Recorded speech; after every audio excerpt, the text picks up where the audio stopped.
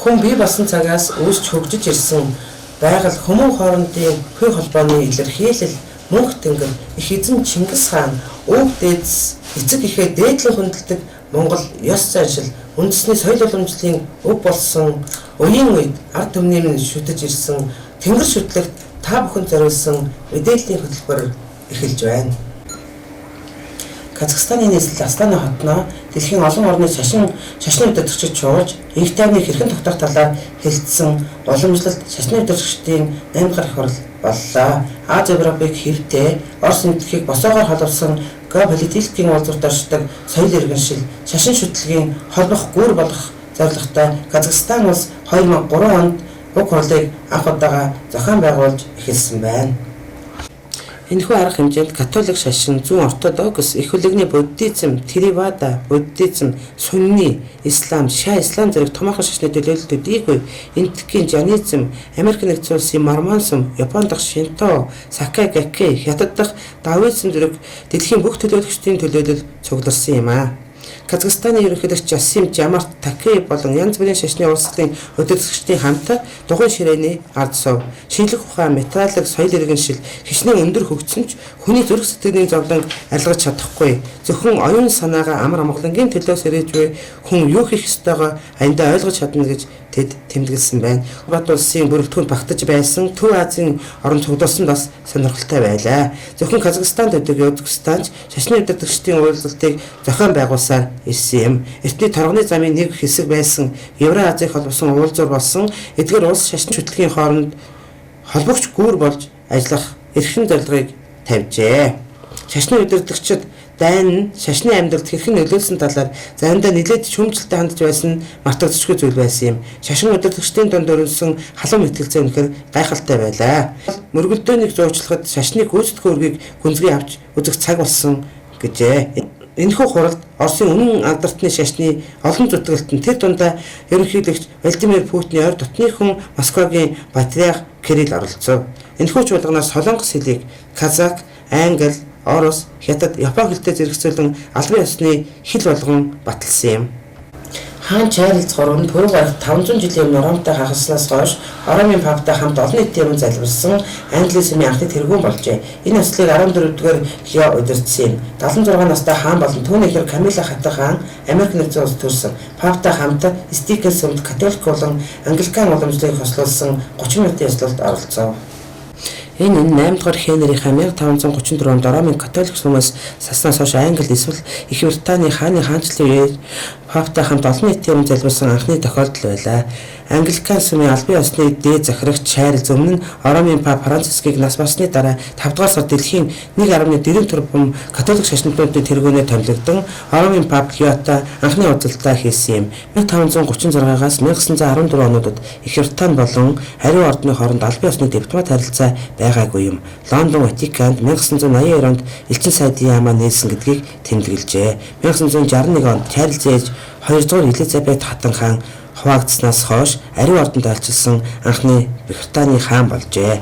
Энэхүү ойртолтод чухал ач холбогдолтой учир нь англиканизм католик сүмийн хариу үйлдэл улмаар эсэргүүцэл хэлбэрээр үүссэн гэж Францын санаартан Христийн эв нэгдийг дэмжигч Ватиканы дикастрийн гишүүн Гацент Дистивил хэллээ. Энэхүү айлчлал нь католик сүм 25 жил тутамд зохион байгуулагддаг Ватиканд сая мөргөлчд оролцдог байна. Жүүрийн сүмд Ховлын хааны элч нарын дурсгалыг хүндэтгэн ном хурах эсэл Монголоос Япон улсад суугаа элчин сайд байсаахан оролцсон байна. Ховлын хааны элч нар бол Камакура дахь Шаагун хожи ордонд хөл тавьсан анхны бөгөөд сүүлчийн монгол элч нар байлаа. Ховлын хааны үл тоомсорлон 1275 оны 9 сарын 27-нд тухайн үеийн Японы зарагч байсан их жанжин хожи Токумунигийн зарлагаар элч нарыг Камакурагийн үеийн цаазын газар болох Тацую Кучи Яма буюу Логийн ам гэдэг газар цаажилжээ. Тэд хүний газар шороонд ийхүү мөнх нойрсон юм. Ховлын хааны элч нарын нэрийг Туушин, Сортууг, Ховинчу, Сэцэн, Манчусук хэмээн 1916 онд Лондонд Японд халдсан Монгол довтлохой номонд дурдсан байна. 1500 оны ихэр лам Ничио Монгол цэргүүдийн сүнсийг амраах зорилгоор энэ газар сүм байгуулсан Жүрэ Юужи сумын эхлэл байжээ. Монголын 5 элчин хөшөө идэвгүй энд түүх өгүүлэн оршин буй. Уг сумын нэгэн хөшөөн дээр Ховлын хааны элч нарын ахлагчийн цаазлахын өмнө хэлсэн шүлгийг сийлжээ. Тэрээр ил дэсгэрэхэд энэхэн бие өнгөрч одно их эгийн санааг гэвч энэ илд хорихгүй. Салхи хэсгэхэд үйлс хууларч одно санаа зориг хоёрыг гэвч салхич илдч мохоохгүй. Наран мандахаас шингэх хязгаар хүртэл их ян улс ялан дилсээр байгуулна хэмээн шүлгэлсэн байдаг. Цэл залуухан насаа их орныхон төлөө өгч байгаа. Тэдэнд айдас хүйдэс байсангүй. Харин ч харийнхан тэдний их орноо гэх агуу их оронч үзэл төрдөө үнэнч байдлыг ихэд хүндэтгсэн билээ. Тиймээс тэдэнд зориулж эсрэх гэж байгаа гурван бүргэдийн хөшөөг зориулан бүтээжээ. Монголчууд бид Монгол үндэстэн баатаруудынхаа баатарлаг дайчин алдрыг хүндэтгэн Монголын бөөгийн нэгдсэн хэвлийн хүнд толгон дусгалын самбарыг их баг тэнгэрийн аман дах их баг баатруудын онгон дор босгосон билээ. 2014 оны 9 сарын 22-ны өдөр болсон уг арга хэмжээнд Монгол төрийн төлөө амь насаа өргөсөн өмнө зүгийн наран мандахаас өрн зүгийн наран шингэх их газраас Монгол баатруудынхаа тусаан дусааж хөлсөөн шингээж сүнсээ мөнгөлсөн газрын шүншгэлсэн шороог их нутагтаа хүндэтгэн авчирч дэлхийд хаанч байхгүй Монгол суу ухаантнууд баатруудынхаа алдрыг мөнх тэнгэрийн дор газарт лус савдаг галтайн хамт одод тэнгэрт бөө ухаан онгодтой цог мөнхлөн гагнаж Монгол үндэстэн баатаруудынхаа баатарлаг дайчин алдарт хүндэтгэлийн зохицлыг шавь тавих хүслд 21 аймагаас ирсэн улаас бөөнөр оролцсон юм а. Түүний дараа Унгар улсын мөнхий тосгоны дэргэд болсон тулаанд Монгол төрийнхөө төлөө амиа алдсан Монголын мянган баатар дайчдын сүнсийг шингээсэн шүнсгэлсэн шороог залж түүн дээр Шоголын хөвөнд Можаах Хорватын шигшмэл 65 мянган цэргийг хяар цохон устгасан Монгол цэргийн дайтах хосгүй ур чадвар сүр хүчийг үзүүлсэн тулдаанд амь өргөдсөн Монголын мянган дайчдын болшнаас хүндэтгэн залгав. Монгол улсаас шүншгэлсэн шороог авчир залсан самбарт Монгол төрийн даалгавраар Япон улсад очиж алтан амиа алдсан Монгол төрийн элч дипломатч Туушин Сартууг Цэцэн нарт түүний дараа Унгар улсын мөнхий тосгоны дэргэд болсон тулаанд Монгол төрийн төлөө амиа алдсан Монголын мянган баатар дайчдын сүнсгийг шингээсэн шүншгэлсэн шороог залж түүн дээр Шоголын хөвөнд Можаах Хорватын шигшмэл 65 мянган цэргийг хяар цохон устгасан Монгол цэргийн дайтах хосгүй ур чадвар сүр хүчийг үзүүлсэн тулаанд амь өргөдсөн Монголын мянган дайчдын булшнаас хүндэтгэн залуу гэсэн үгийг бичжээ. Монгол улсын баруун цэг Алтай таван богдын бөөгийн овоноос авчирсан шороог Монгол улсын баруун хязгаар Байтаг богдын хөлийн тулаанд амиа алдсан Монгол улсын баатар Гиван Тэгшээ даваа дорж нарын тулаанд амиа алдсан газраас авсан шороог Хөвсгөл аймгийн Нэрэнчинлэм ханх Цагаан нур, Улаан уул, Баян зүрх, Ар булаг, Хордол сардгийн нуранаас авчирсан шороог Монгол улсын зүүн хязгаар, Монгол улсын зүүн цэг, Эзэн Чингис хааны үед Монгол туурхтан нэгтгэн тултан болж байсан түүх нутаг, Монгол зөвлөлтийн цэрэг халах голд ялт байгуулсан газраас авсан шороо тус залж Монгол үндэстэн баатруудынхаа баатарлаг дайчин алдар, Монгол удам өвгдээцсээ хүндэтгэн үзүүлэх бөөгийн ёслол Монголын бөөгийн нэгцэвлийн гишүүн хийж байжээ. Нийт оролцогчид халуун эдгэн нутаг дууг дуулж хаалтаа хийсэн байдаг. Хол газар очиж үзэх боломжгүй иргэдтэй зориулж босгосон дурсгалын самбарыг төрийн байгууллагууд дэмжээгүүд бол бодлогыг нураасан байна. Жил бүр уламжлал болгон зохион байгуулагдаж буй нүүдэлчин дэлхийн соёлын фестивал Налах дүүрэгт тайж хархан уулын биед болж өнгөрлөө. Энэ жилийн нүүдэлчин дэлхийн соёлын фестивалыг Монгол улсын соёлын бит бос үеийн олон төрөл зүйл угсаатан бүлгийн онцлогийг таниулан сурчлах зорилгоор өсчилсөн хөгжлийн үзэл баримтлалын дагуу отог хэлбэрээр зохион байгуулж байгаа ба бит бос үеийн 780 хөтөлбөрт дарах хэмжээ үндэсний спортын 5 төрлөөр уралдаан тэмцээнүүд зохион байгуулсан. Нүүдэлчин фестивал Хөвсгөл аймгийн бүрэлдэхүүнд Монголын алдарт удган цэгмэд түүнийхээ Монголын бөөгийн нэгдсэн хэвлэлийн гишүүн Монгол бөөгийн дахлагдсан зарим Чулуунбаатарын хүү Монгол бөөгийн тэргүүн зарим Мягмар бөөгийн зан үйлээр оролцсон байна. Фестивалийн ажиллагаанд Монголын бөөгийн нэгдсэн хэвлэлийн дэд зэвсгийн гишүүд Жаргал сайхан, Монгол бөөгийн их зайран Одон хүү, Монгол бөөгийн тэргүүн дээд удган Оюун тул, Монгол бөөгийн тэргүүн дээд зайран Наран гэрэл Болдоотор, Монгол бөөгийн тэргүүн удган Цэнцүр нар үзэж танилцлаа.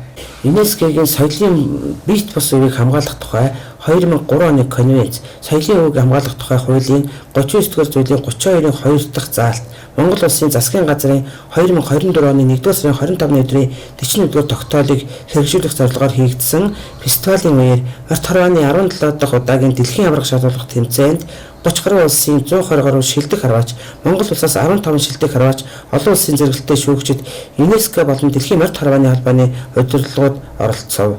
Налах дүүргийн тайч хархан уулын бэлд болсон нүүдэлчин 2025 Дэлхийн соёлын фестивалийн үндэсний бүхий барилдаанд улс аймгийн цолтоо 128 бүх барилдлаа. Барилдаанд Булган аймгийн Орхон сумын харьяат, Хил хамгаалах ерөнхий газар, Хилчин спорт хорооны бүх Монгол улсын начин Сумья Бат төрүүлж, Өмнөг аймгийн Сэрвээ сум, Хил хамгаалах ерөнхий газар, Хилчин спорт хорооны бүх аймгийн аслан Лувсан эдья үзүүлв. Дэлхийн нүүдэлчин фестивалийн Монгол бөө мөрөгдийн галын хорайлгонд оролцсон удган зайрангуудын төлөөлөлд Монгол улсын шадар сайд амар сайхан хүндэтгэл үзүүллээ. Монголыг монголоор нь авч үлдэх сүү ухааныг өвөг дээдс нь бидэнд хэлдээсэн нь мөнх тэнгэрээ шүтэж дээдлэх явдал юм. Мөнх тэнгэр бол зөвхөн монголчууд заяасан агуу их сургаал, шүтлэг.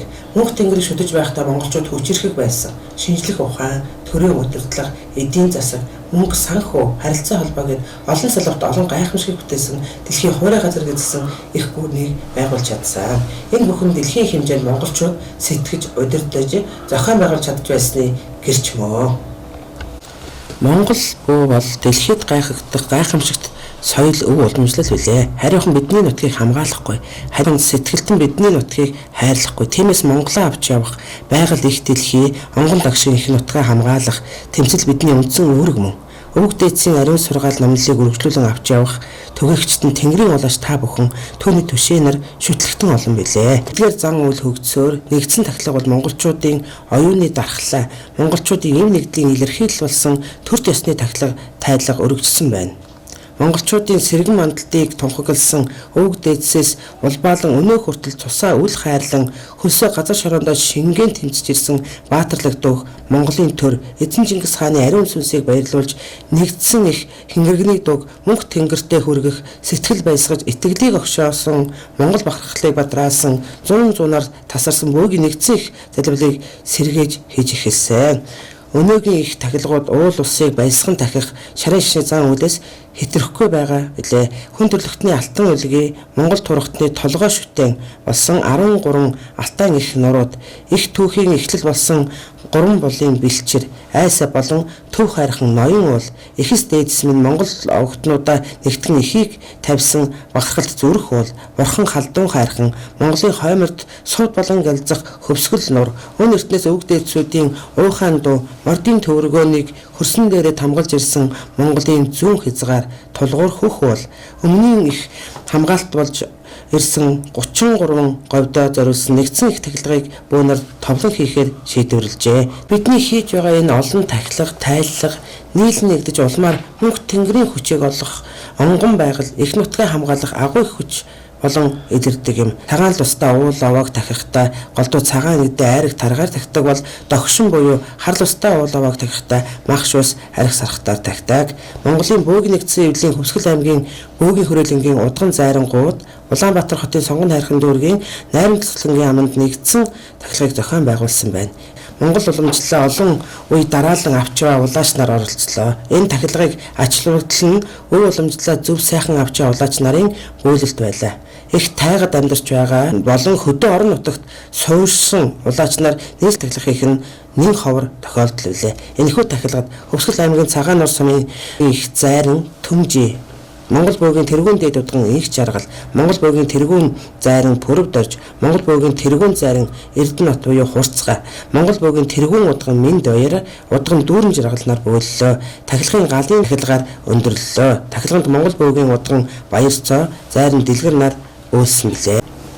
Оросын холбооны улсаас Монгол улсад суугаа элчин сайдын яамд билатерист Япон улсыг ялсны болон дэлхийн 2 дугаар дайнд улсын 80 жилийн тохиолдолон хүндэтгэлийн хүлээн авалт боллоо. Энэхүү аймагт тус урсгасан дайны эцсийн шатн манжийн стратегийн тогтолгооны ажиллагаа буюу Монгол хэлээр чөлөөлөх дайн байв. Улаан арим Монгол ардын ховсголт цэрэг мөр зэрэгцэн толдож зүүн хойд хятад өвөр Монголын өрт эзэсэх орны нутаг дэвсгэрт Японы Канто армийг аян мэт бот цохиж ялсан байдаг юм аа. Элчин сайдын яамд болсон хүндэтгэлийн хүлээн авалтанд Оросын холбооны улсын зэвсэгтөгчний жанжин штаб биологч дарга хурандаа генерал Истраков, Монгол улсын батлан хамгаалахын сайд Батлууд болон тус улсын зэвсэгтөгчний бусад төлөөлөгчид улсын их хурлын гишүүд, яам, агентлагийн албан хаагчид, улс төр, нийгмийн зүтгүүлтнүүд, Оросын элэг нэгтнүүд, дипломат төлөөлөгчид, сэтгүүлчид оролцвоо. Бас нэгэн хүндэт зочин бол агуу их орны дайны үед бэлэг хөргөх бүрэлдэхүүнд байсан Монголын Домогт фронт цэгмэд байлаа. Дэлхийн 2 дугаар дайнд дуусны 80 жилийн ойг тохиолдуулан хүндэтгэлийн хүлээн авалтанд Монголын бөөгийн нэгдсэн эвлэлийн ерөнхийлөгч Дээж Жаргал сайхан оролцсон байна. Арга хэмжээг нээж Оросын холбооны улсаас Монгол улсад суугаа элчин сайд Есиков хэлэхдээ одоогоос яг 80 жилийн өмнө Япон бууж өгснөөр дэлхийн 2 дугаар дайнд дууссан. Түүний сүүлчийн бөгөөд шийдвэрлэх дайн бол аяг цахилгаантай зөвлөлт Японы дайн байв. Монголын ардын хувьсгалт армийн дайчид өнөөдөр зөвлөлтийн дайчдын дурсгалыг баттгсан бидэнтэй мөр зэрэгцсэн тулалдсан. Зөвлөлт ба Монголын ард түмний манай улсын тусгаар тогтнол бүрэн эрхт хөгжлийн эрхийг цусаараа хамгаалсан байна гэжээ. Хүлээн авалтын үеэр Оросын холбооны улсын ерөнхийлөгчийн дэргэдэх түүхийн ой санамжийн үндэсний төвийн Дэлхийн 2 дугаар дайнд Аз дорнодод ялт байгуулсан түүхийг өгүүлсэн үзэсгэлэн зохион байгууллаа. Элчин сайд Баумган жилбэр зохион байгуулдаг ээлжилт шашин хоорондын дугуй ширээний уулзалтаа хэлээ. Будда, Христ, Бөө, Баха, Шинта зэрэг шашны хэрэгнүүд оролцож өөрсдийн ололт амжилтыг хуваалцахын сацууд хэдэн толгойч буй нийтлэг асуудлуудад хэрхэн шийдэл олох талаас санал солилцсон юм. Монгол улс шашны эрхчлөлийг хамгаалж ирсэн олон зууны уламжлалт түүх болон олон шашны хүлээн зөвшөөрч тэднийг ив найртай зэрэгцэн оршихыг дэмжиж бүс нутагтаа үлгэр дуурайл болгоогаараа Монгол улс болон дэлхийн улс орны иргэн бүр сүшиг бчрэлтэй байх, шашин шүтэх, шашнаа номлох, эрхчлөлтэй байх эрхээр хангалтын төлөө ажиллах нь Америк нэгдсэн улсын тэргуулах бодлого хэвээр байх болно гэвэ. Ширээний уулзалтанд Монголын бөөгийн нэгдсэн эвлэлийн ерөнхийлөгч Жаргал сайхан оролцож шашны байгууллагуудын өмнө тулгамдж буй асуудлаар санал бодол илэрхийлсэн байна. Монгол улс, Оросын холбооны улс, бүгд найрамдах Хятад ард улс, Япон улс, өөр Монголын өөртөө засах орон, бүгд найрамдах Солонгос улсын эрдэм шинжилгээний судлаачид Улаанбаатар хотноо хоромжуулж дэлхийн 2 дугаар дайныг төгсгөл чөлөөлөх дайны түүхийн судалгаа, олон улсын эрдэм шинжилгээний хурлаар судалгаа шинжилгээний ажлын үр дүнгээ хэлэлцүүлж судлаачийн байр сууриа илэрхийлцгээсэн юм. Эрдэм шинжилгээний хуралд Монголын бөөгийн нэгдсэн эвлэлийн төлөөлөл оролцсон байна. Дэлхийн 2 дугаар дайны фронт холбоотон гүрнүүдийн ялтаар дуусаж Аз дорнодод дайныг үргэлжлүүлэн байсан Японы эсрэг зөвлөлт холбоот улс, Америк нэгдсэн улс, Их Британи зэрэг хүчирхэг гүрнүүдийн ялтын гэрээгээр хүлээсэн өөргийнхээ дагуу зөвлөлт холбоот улс бүгд найрамдах Монгол ард улстай хамтран Аз дэвд их тайныг тогтоохоор манжуур их дайныг эхлүүлсэн түүхтэй. Энэ ялтын үр дүнд Монгол улс тусгаар тогтнолтой дэлхийн тавцанд баталгаажуулж чадсан. Бөгөөд улмаар 1961 онд үндэгдсэн үндэсний байгууллагын гишүүн орноор элсгэд түүхэн ач холбогдолтой үйл явдал болсон билээ. Шинжлэх ухааны актив, батлан хамгаалах эрдэм шинжилгээний хүрээлэн, хэл судлалын хүрээлэнгийн эрдэмтэд судлаачид дэлхийн 2 дугаар дайны төгсгөл Аз дорнодод хэрхэн өрнөсөн чөлөөлөх дайнд гүйцэтгэсэн Монгол ардын хувьсгалт цэрэг байлдааны үүрэг туулсан бэрхшээл сургамж Монгол зөвлөлтийн цэргийн бадралаг үйлс дайны үеийн тагнуулын үйл ажиллагаа нисэх хүчний гүйцэтгсэн үүрэг манжуур дахь Япон цэргийн бэхлэгдсэн оряаныг чөлөөлсөн үйл явц сүлэнхээрийн отрядын явуулсан тусгай ажиллагаа зэрэг судалгааны олон чухал сэдвийг хөндсөн илтгэлдээ хэлэлцүүлсэн бол бусад орноос хүрэлцэн ирсэн эрдэмтэд судлаачид тус тусын онцлог гэхэд судалгааны ажлын үр дүнгээ тайлгнасан юм. Белатрист Япон улсыг ялсны болон дэлхийн 2 дугаар дайнд дуусны 80 жилийн ойг тохиолдуулан хийж буй аялын хүрээнд Монголын бөөгийн нэгдсэн төлөөлөл дайны үеийн үйл явдлыг харуулсан түүхэн тогтцолбороор орвоо. 1939 оны 5 дугаар сарын 4-өөс 9 дугаар сарын 16-ны хүртэл 100 хоногийн турш халах голын 2 эрэг одоогийн өвөр Монголын шинэ бараг 100 хушууны нутаг Номон хаан бүрд шинэ баруун хушууны өөр нуур хүртэлх 600 км квадрат газар нутагт дайн хийсэн юм аа. Тухайн үеийн хоёр талаасаа 200 мянга гаруй цэрэг, 500 гаруй галт буу, 900 гаруй нисэх онгоц, 1000 гаруй танк хоёрт тэрэг оруулж дайцсан. Дайнд Японы арми 100 мянга гаруй цэрэг оруулсан бол 54 мянган хүнээ алдаж шившигтэйгээр ялагдсан. Энэ нь Японы армийн хуурай замын цэрэгийн дайндах хамгийн том ялагдал байсан юм гэж Намун хааны дайны дурсгалын музейд тайлбарлажээ.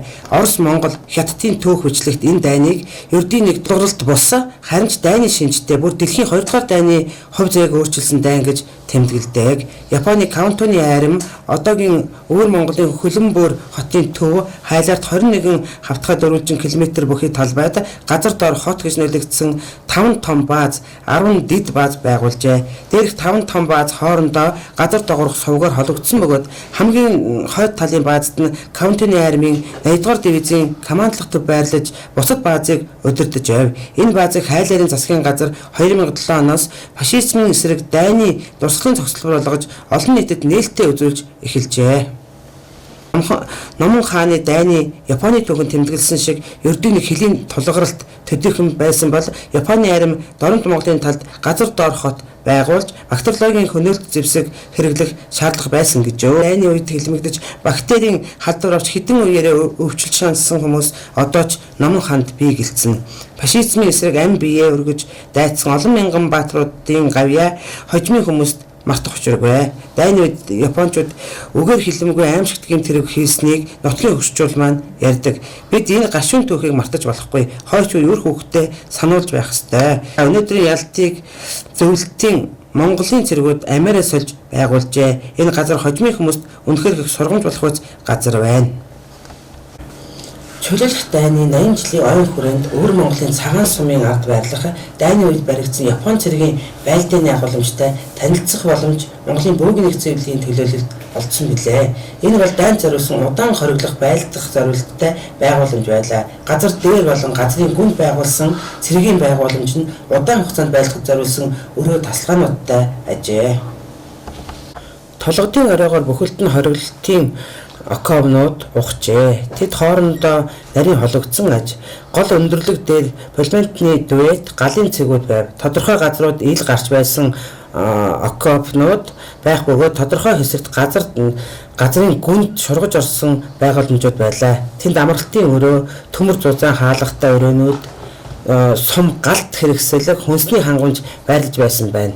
Монгол нутагт болсон дайн байлдааны ажиллагаа жил холдох тусам нэртэй алдартай судлаачдын үгсээр эрс өөрчлөгдөх төлөвтэй. Хэдий түүхэн баримтаар зарим нэг зүйл тодорхой болж байгаа боловч дайны мөн чанарт өөрчлөлт орохгүй л болов. Бүгд найрамд Монгол ард улсын эсрэг тагнан турших, өдөө хатгах ажиллагааг урдаас боловсруулсан төлөвлөгөөтэй явуулж манай улсын хил орчмын цэргийн анги нэгтгэлүүд ард талын аж ахуй, зам харгуйг судлах зорилгоор завсар, жаншүү, хаалган Вангин сум, ханихуу зэрэг газруудад тагнуул хорлон суулгачдыг бэлтгэх сургууль байгуулан олон тооны этгээдийг манай улсын эсрэг илгээж байлаа. Энэ үед Монголын хөлийн эсрэг талд сүмдийн цагаан овоо, мондон, аршаанд, давсан ширээ зэрэг газруудад олон мянган зэрэгтэй томоохон бүлэглэл хуралцаж байнга өдөө хатгалга хийж байсан юм. Монголын бөөгийн нэгдсэн эвлэл байгуулагдсан түүхээс танилцуулж байна. Монгол бөөгийн нэгдсэн эвлэлийн анхдугаар дэд хуралтай 2012 оны 4-р сарын 20-ны өдөр нийслэлийн Баянзүрх дүүргийн Алтай зочд буудлын хурлын танхимд болжээ.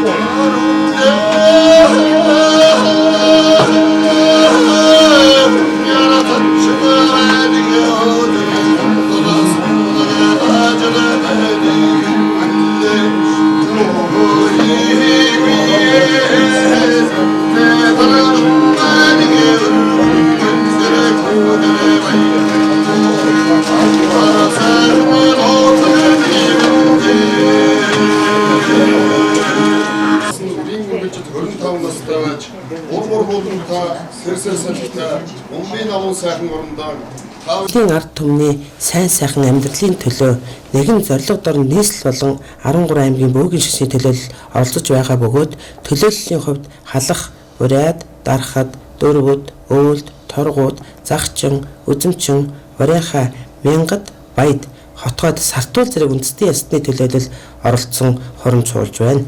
Монголын бөөгийн нэгдсэн эвлэлийн анхдугаар их хуралдад төлөөлөгчөөр 119 хүн хөрөнгөсөн ирж бүрдэгдээд байгаа ба бүрэлдэхүүний хувьд бөө 108, түүнээс зарим 61 буюу 56.5%, удган 47 буюу 43.5% байгаа ба түүнчлэн бөө судлаач 11. Эдгээрээс гадна бөөгийн шашны шүсгтэн дэмжигч 20 гаруй хүн тус оролцож байна. Анх дахь их хуралдаад оролцогчдын насны байдлыг авч үзвэл 35-60 настай бөө төлөөлөгчид дийлэнх олонхын байр суурийг эзэлж байна. Тус анх дахь хуралдаад Монгол үндэсний шашин болох бөөгийн шашны чиглэлээр үйл ажиллагаа явуулж буй төрийн бус 18 байгууллага, гишүүд, дэмжигчид оролцож байна.